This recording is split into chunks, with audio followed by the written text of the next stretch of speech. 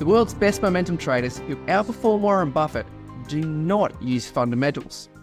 They're consistently bringing in 10, 15, 30% returns on their short-term momentum trades in and out of a matter of weeks. So it brings to question, do fundamentals matter for a momentum trader? The short answer is no, they don't. The long answer is yes, they do, and all momentum traders should be using them. When we look at the markets, we know there are long-term investors like Warren Buffett. There are short-term and medium-term traders, and then there are high-frequency traders. If we focus on the human component, not the high-frequency traders, that's our members, that's our audience, and that's our YouTube subscribers. Thank you very much. Subscribe below if you wish. Now, in that group, we have limitations for how we can use fundamental analysis. Let's take a fund manager, professional fund manager, for example. They'll have a team of analysts, and they're consistently researching companies full-time. That group of analysts may have a very good knowledge of a few dozen companies, and then an exceptional knowledge of about a dozen companies. That exceptional knowledge gives them an investment edge over the rest of the market.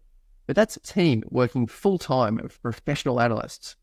Us at home, you, the audience, our subscribers and members, what chance do we have if that's what they can get working full-time collectively together? So a lot of momentum investors and traders, they don't use fundamentals. And it works perfectly fine for Kilmaggy. He's been one of the best momentum traders in the last century.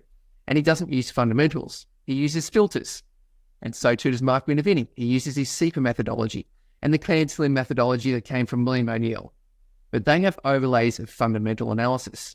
And we do the same thing because we're learning from the world's best. Every day we're servicing the top 10 momentum companies, the best launchpad companies. That's the breeding ground for momentum companies. That's where they come from first. We apply fundamental filters and a whole lot of other metrics as well that we're sharing with our members. So we know that it's important and we do agree that it's important. But there is an edge and there is a limitation that we don't have, and we can't have that as individual investors. We want to use an example because momentum is important, fundamentals are important, but understanding the fundamentals can really help with momentum trading. And the best example we have is Fisher & Paykel Health throughout the COVID-19 period. We know that a lot of healthcare companies did poorly, the hospital side of things, but a lot of them did really well. Those were exposed to the benefits of COVID from the commercial side of things. Now, Fisher & Paykel Health roared ahead while the rest of the market fell behind. They quickly climbed the ranks. They were an ASX 300 company and going up to an ASX 50 company. Why does this matter? This matters is because who's using the universes for their own filters. Now, this is where it's really important, is because ETFs and active managers or fund managers both have universes that they limit themselves to. Think of an ETF, a passive investor. As soon as a company comes into the ASX 200, they must buy it. As soon as it drops out, they're going to sell it. And a professional investor or an active manager, they might say, we're only investing in companies within the ASX 300. That's their universe. They can't buy it outside. They have to wait for it to be inside. They can start research beforehand, but can't buy it until it's in there. If you go back and have a look at the chart, you'll see that it roared ahead and the rest of the market fell behind. Momentum traders were on it well and truly before the S&P announcements came through.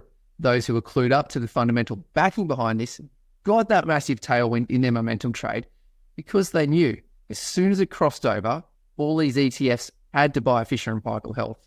All these fund managers who wanted a great growth story like Fisher & Paykel Health but couldn't yet be a part of it, they were sitting there waiting to buy it, and then they could buy it. So as a momentum trader, we're already getting this massive inflection, this huge ramp up in share price. But when we're scratching our heads, is it over yet?